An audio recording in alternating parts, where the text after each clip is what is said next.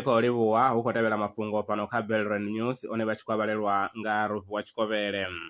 Kha tsedzuluso ntswa yo gandiswaho kha Journal ya Nature Cities, vhasedzulusi u bva China, Egypt na ngei Tanzania vha ri milayo i langaho sistemo ya vhubvelele ha vhupo ha dziḓoroboni i ya kanganyisa ngo shumisa data ya kudzulele kwa vhathu ḓoroboni na kushumiselwe kwa mavu u sengulusa vhubvelele ha ḓorobo dza Afrika dzi paḓaho zwigidi zwa ṱahe kha miṅwaha ya fusumbe yo fhelaho.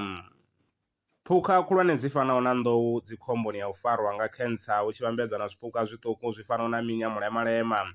Ezwi ndi u ya nga mawanwa a bammbiri ntswa ya tsedzuluso yo gandiswaho kha Journal ya Proceedings of the National Academy of Sciences.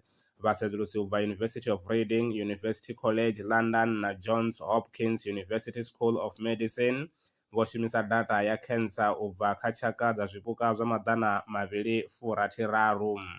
A khou guma ngaurali mafhungo fhano kha Belrand News mathina vha tshi ṱoḓa u bvela phanḓa na u ri tevhelela ndi hanefha hune vha ri wana kha zwileludzi zwa vhudavhidzani.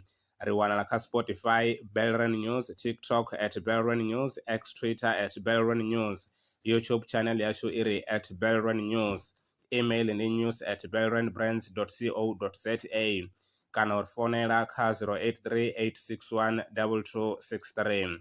Maṅwe mafhungo ndi vhavhuyelana o tshifhingani tshiḓaho.